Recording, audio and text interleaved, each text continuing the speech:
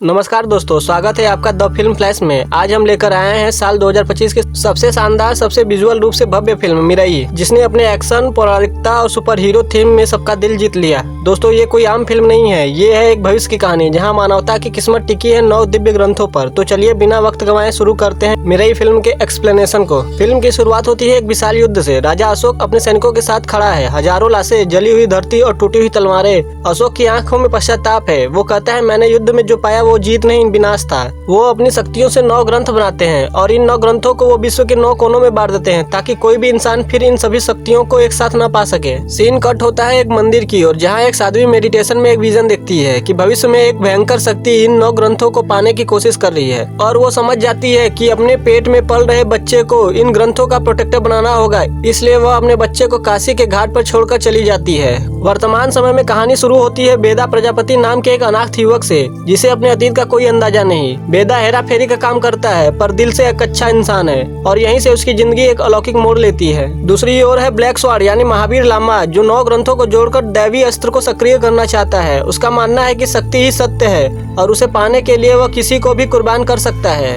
बेदा की जिंदगी में आती है एक विभा नाम की साध्वी, जो उसे स्मरण कराती है कि वो कोई साधारण इंसान नहीं है। वह अशोक के इन 9 ग्रंथों की रक्षा करने के लिए पैदा हुआ है। पहले तो बेदा को विभा की कोई भी बात पे विश्वास नहीं होता है, पर विभा के कहने पर बेदा मेडिटेशन में अपने अतीत को देखता है। तब उसे एहसास होता है कि वह कोई आम इंसान नहीं बल्कि 9 ग्रंथ का असली रक्षक है। उधर महावीर धीरे धीरे करके 8 ग्रंथों को हासिल कर लिया है। अब उसका एकमात्र लक्ष्य है 9वां ग्रंथ अमर ग्रंथ को हासिल करना। इधर बेदा के सामने न सिर्फ ग्रंथ को बचाने की चुनौती आती है बल्कि अपनी असली पहचान और भाग्य को समझने के भी सफर पे जाना होता है। वेदा को पता चलता है कि उसे मिराई नामक दिव्य सुपर हथियार को प्राप्त करना होगा। वेदा अपनी यात्रा पर निकलता है जहाँ उसे महागुरु रुद्र मार्गदर्शन देते हैं। वह सीखता है कि शक्ति पाने से ज्यादा मुश्किल है उसे सही दिशा में इस्तेमाल करना। इसी दौरान उसे अपनी माँ अंबिका की कुर्बानी का सच पता चलता है, जिसने अंतिम ग्रंथ की रक्षा के लिए अपनी जान दी थी। इस क्रम में उसे अनेक कठिनाइयां, रहस्य और प्रतिद्वंदियों का सामना करना पड़ता है। फिर भी वह हार नहीं मानता है और अंत में मिराई को हासिल कर ही लेता है। अब कहानी बढ़ती है एक यात्रा की ओर। विभा वेदा को बताती है कि उसे अमर ग्रंथ की रक्षा करनी है, जिसे मानवता की अंतिम ऊर्जा बंद है। दोनों उत्तर भारत के पहाड़ों की ओर निकल पड़ते हैं, जहाँ कहा जाता है कि 9वां ग्रंथ छिपा है।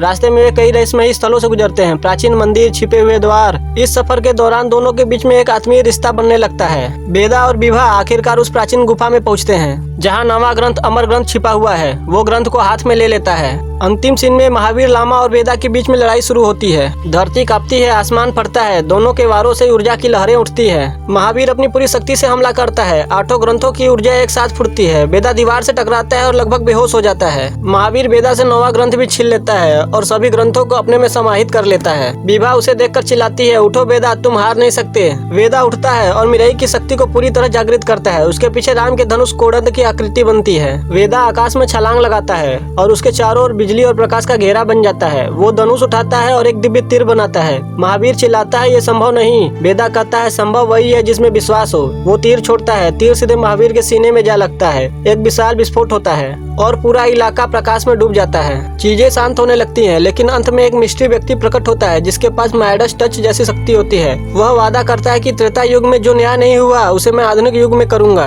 और इसी सस्पेंस के साथ ये मूवी यहीं पे समाप्त होती है। अगर आपको मिराई की ये फुल मूवी एक्सप्लेनेशन पसंद आई हो तो वीडियो को लाइक करें, चैनल को सब्सक्राइब करें और कमेंट में बताएं क्या आप मिराई यूनिवर्स की अगली कहानी देखना चाहते हैं। मिलते हैं अगले वीडियो में, तब तक के लिए धन्यवाद।